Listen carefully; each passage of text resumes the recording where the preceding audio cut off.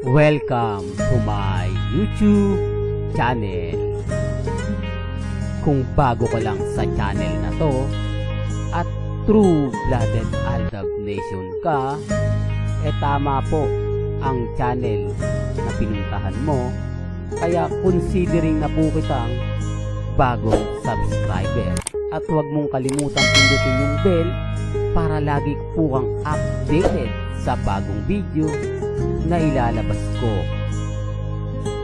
Salamat po sa iyong pag-click sa channel na to. Welcome back mga kaaldab. Ito na naman po ang inyong lingkod, si Mr. Destiny. At magbibigay na naman tayo ng pinakamagagandang update po ngayon sa social media. Ito yung mga latest post ni Alden Richards at ni Maine Mendoza.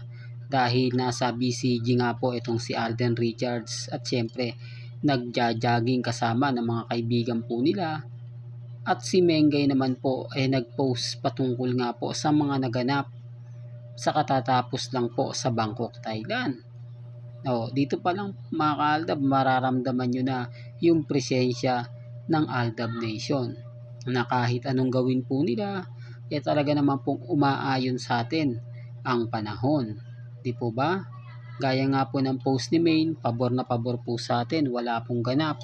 At hindi po ito pumapabor sa mga post na mga Katden fans o ng mga Armin fans na sinasabi nila magpo-post ito kasama nga po si Congressman Arjo ngayong weekend o ngayong Sunday, Family Sunday. Hindi po ba wala rin pong naganap? At nakakatuwa naman po ang mga post ni Alden Richards na wala man lang pong update o hindi man lang po sinagot ang hiling ng mga Katden fans. Kaya nga sabi ko sa inyo mga kaaldab, issue lang po yan na pinalalaki nila. Sa madaling salita, wala po talagang relasyon sina Catherine at si Alden Richards. Matitigas lang po ang ulo nila. Hindi po ba? Tapos ngayon, babasagin ko na naman po sila. Nako, puro pambabash na naman po ang ating makukuha. Sabi ko nga po sa inyo, yung post ni Mengay ngayong weekend at itong post ni Alden talagang family bonding moment o private family na ine-expect naman po natin na kada sumasapit po ang weekend, ito naman po talaga yung makikita natin sa real life couple. Bagamat maraming kwento, maraming ganito, maraming ganyan, wala pong problema. Ang importante lang naman po sa akin makapaghatid ako sa inyo ng mga update na talaga naman pong maganda at pumapabor nga po para po sa atin. Di po ba? Ako, relax lang po ako. Di po ba? Kampante lang. Kasi hindi naman po tayo magpapa-apekto Never naman po tayong magpapatalo sa mga sasabihin at ipapahayag po ng iilan. Bagamat maraming kwento na keso ganito, keso ganun, wala pong problema. Di po ba? Ang importante lang naman po sa akin kung ano po yung mga nababasa ninyo, kung ano po yung napapanood ninyo, napapakinggan po ninyo. Relax lang, di po ba?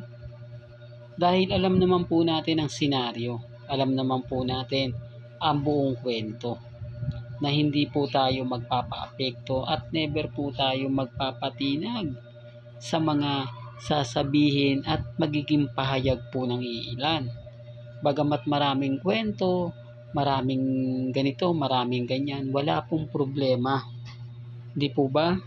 Ang importante lang naman po sa atin, makapagbigay tayo, makapaghatid tayo ng mga kaganapang papabor para po sa fandom ng Aldab Nation.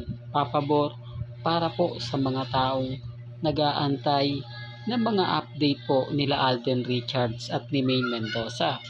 Gaya nga po ng sinasabi natin, hindi po ito nagkakataon. Taliwas po sa mga sinasabi nila na gumaganti lang daw po o nagkataon lang po na nag-post si Mengay, nag-post din si Alden. Common sense na lang po yan. Hindi po ba? Bakit hindi bakit? Eto napakasimpleng tanong. Pag nag-post, hindi, real talk to mga kaaldab, ulitin ko lang po bakit po kapag nagpo-post o hindi po nagpo-post si Catherine at si Alden Richards, bakit hindi po ba sila sabay mag-post? Bakit laging nahuhuli ang isa sa kanila?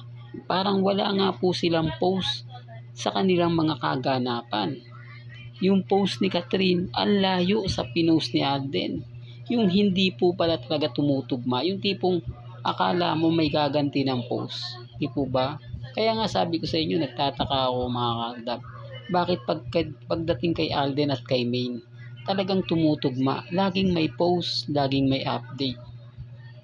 Di po ba? Hindi, real talk to. Kasi ang dami pong post simula po 2015 na laging sumasabay si Mengay at si Alden, pero hindi po yun nagbago. Wala pong nagbago. Kung titignan nyo, isang buwan po sina Alden at si Catherine. Hindi po ba yan nagpapalitan o kumbaga pinalo nilang isa't isa? Siyempre kapag nag-post yung isa, alam na, di po ba? Kasi magno-notif yan sa cellphone mo. Kapag pinalo mo yung isang tao, lalo na po sa Instagram. Kaya nga yun yung pambasag ko bakit hindi nakikita ni Alden ang mga pinopost ni Catherine at hindi siya nakakasabay.